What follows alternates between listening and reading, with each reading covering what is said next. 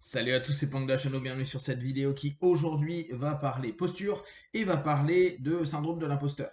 Cette problématique, elle est très récurrente, autant chez les néophytes que chez les praticiens qui ont parfois quelques années de pratique. Et hier, en participant à une réunion qu'il y avait avec les compagnons de l'hypnose, j'entendais des apprentis expliquer que très souvent, ils ne se sentent pas légitimes, ils ont l'impression de vivre justement une imposture vis-à-vis de leur partenaire. Et j'ai trouvé que c'était particulièrement intéressant, j'ai déjà parlé de cette problématique-là, de se re-questionner à ce sujet-là. Quelle est la posture que l'on a, nous, en tant que praticiens, quand on a l'impression d'être un imposteur?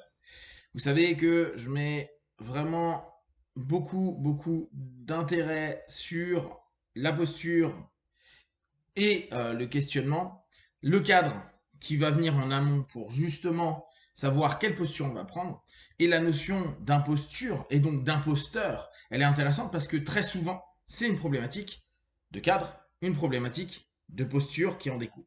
Alors, j'ai repris là ce matin dans le Robert, tout simplement, la définition d'imposteur. Personne qui abuse de la confiance d'autrui par des mensonges en usurpant une qualité. D'accord? Donc, personne qui abuse de la confiance.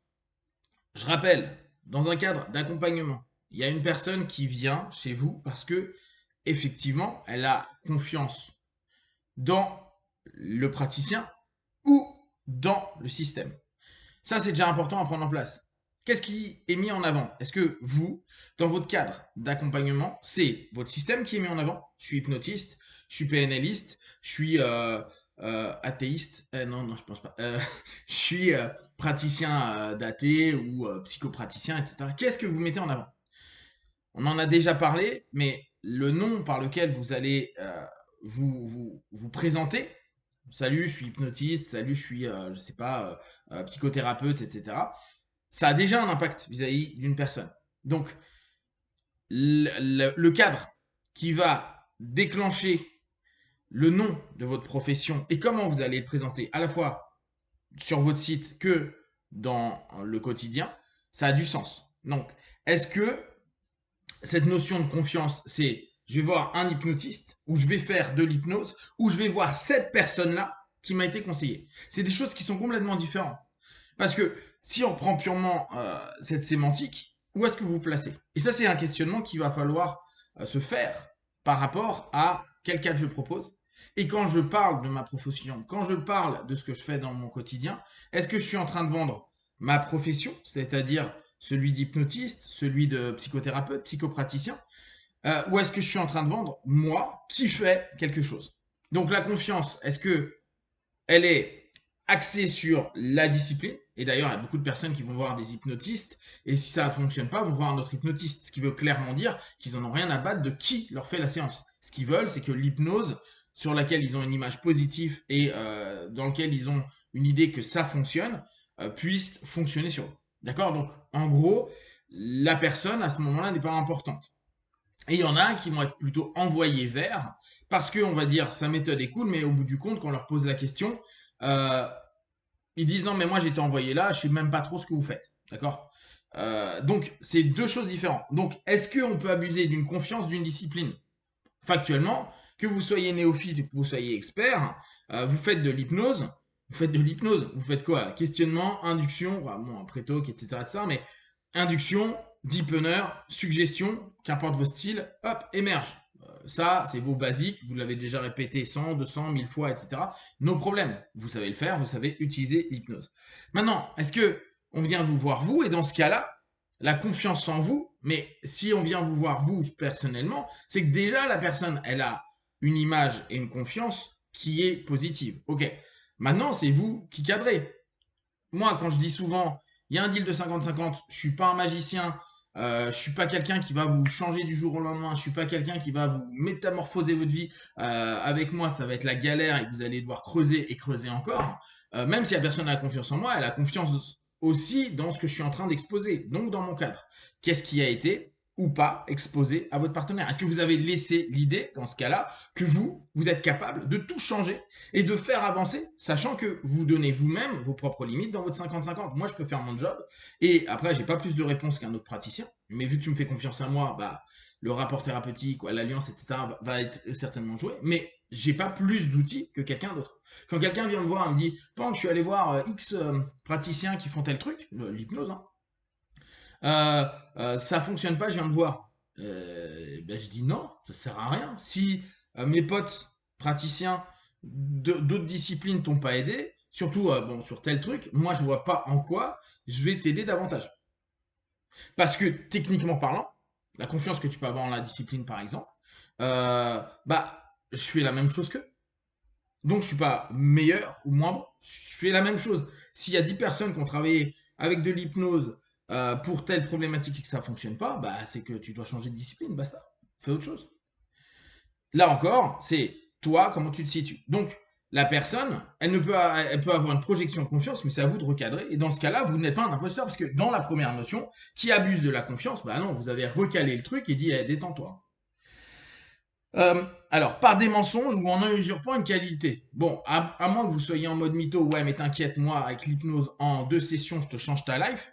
Et je sais que malheureusement, depuis des décennies et des décennies, l'hypnose a ce côté-là. Magique, en moins de 3 séances, je te change ta vie sur 6 générations. Youpi. Ouais, ça peut arriver. Et souvenez-vous, ce n'est pas les éléments spécifiques et rares qui font la généralité. C'est pas parce que c'est arrivé quelques fois que ça arrivera tout le temps. Donc, ça, c'est des exceptions. L'exception n'est pas la généralité. Donc, à moins de raconter vraiment de la merde, comme j'ai pu l'entendre, oui, avec l'hypnose, je sauve des cancers, ouais, avec l'hypnose, je sauve de la sclérose en plaques, ouais, avec l'hypnose. Ta gueule. Là, clairement, t'es dangereux. Là, t'es un imposteur. Là, t'es un mytho. Et là, tu devrais te prendre des gouaches dans la tête. Mais sinon, non, vous n'êtes pas un imposteur. Quand vous dites, bah, on va faire un travail pour que tu arrêtes de fumer ou autre, techniquement, bah, on sait comment ça fonctionne. Après, toi, tu as ta propre façon de fonctionner. Alors peut-être ça va prendre une session, comme ça peut en prendre 5, 6, et ça se trouve, on va partir sur d'autres choses que la clope. Mais ça aussi, c'est votre cadre. Plus vous allez cadrer, plus vous allez être clair avec les personnes, bah, moins vous allez être dans un mensonge. Vous êtes clair. Posez votre cadre, ça donne à votre partenaire un espace d'acceptation d'un ensemble de conditions. Je prends pas, mais vous n'êtes pas en train de mentir. Si bien sûr vous êtes en train de raconter de la merde parce que vous vous lancez, vous dites oui, mais il faut absolument que j'ai du monde et que mon voisin d'à côté qui est aussi hypno, il vend la perte de 35 kilos en 3 jours, et que moi j'ai promis de faire ça en 2 jours et demi, oui, vous êtes con. Et là, dans ce cas, vous êtes con et imposteur. Mais 99% des gens ne font pas ça. Donc, détendez-vous, relax. C'est pas grave, vous donnez votre cadre, vous donnez vos règles, les gens prennent ou prennent pas. Et vous inquiétez pas, si vous êtes OK avec vous et droit dans vos bottes, les gens ils vont avoir confiance dans votre système, puis en vous, parce que vous êtes quelqu'un en qui on peut donner sa confiance. D'accord? Donc là, il n'y a pas d'imposture. En usurpant une qualité, la qualité de quoi? Ah ouais, donc je me sens pas apte à être hypno alors que j'ai étudié, il y a quelqu'un qui m'a donné un certif. Alors après, je suis d'accord avec vous. C'est pas parce que j'ai fait mes 3 semaines, 1 mois ou 6 mois de cours que je vaux ce diplôme. Mais qu'importe, il y a quelqu'un qui a validé. Donc, vous n'êtes pas en train de mentir de quelque chose. Vous avez quelque chose qui certifie que vous avez fait une formation. Après, que vous l'exploitiez bien ou pas, c'est pas un problème. Et vous n'êtes pas en train de mentir. Vous avez fait une démarche qui amène à une compétence. Après, vous pouvez avoir une compétence de base, moyenne, élevée, exceptionnelle, etc. Qu'importe, vous n'êtes pas à ce moment-là un imposteur.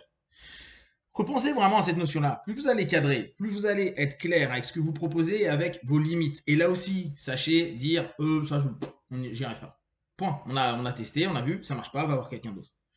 Vous n'êtes pas un imposteur en étant clair dans vos cadres. Ce qui après va vous poser votre posture et vous dire, bon, bah, vu que j'ai bien défini mes cadres, donc mes limites, mes potentiels, bah, dans ce truc-là, je peux faire au maximum de ce que je perçois, et mon partenaire peut me dire, bah non, je suis pas OK. Et ça aussi, il faut aussi accepter qu'à ce moment-là, il va dire, ouais, on va plutôt arrêter l'accompagnement, moi, ça m'aide pas. Mais vous n'êtes pas un imposteur parce que vous n'avez pas de résultat. N'oubliez pas, on n'a pas une notion basée sur le résultat, mais sur les moyens. Donc, pensez constamment, je fais au max avec les moyens de mon cadre et de ma posture, et bien sûr mon système technique, et après on verra. Si vous avez des questions et des remarques partagées sur Facebook, YouTube, j'y répondrai le plus rapidement possible, et comme d'habitude, de tout ce que je propose, ne prenez que ce qui est bon et juste pour vous, testez, observez, analysez et concluez. Big one. Ciao.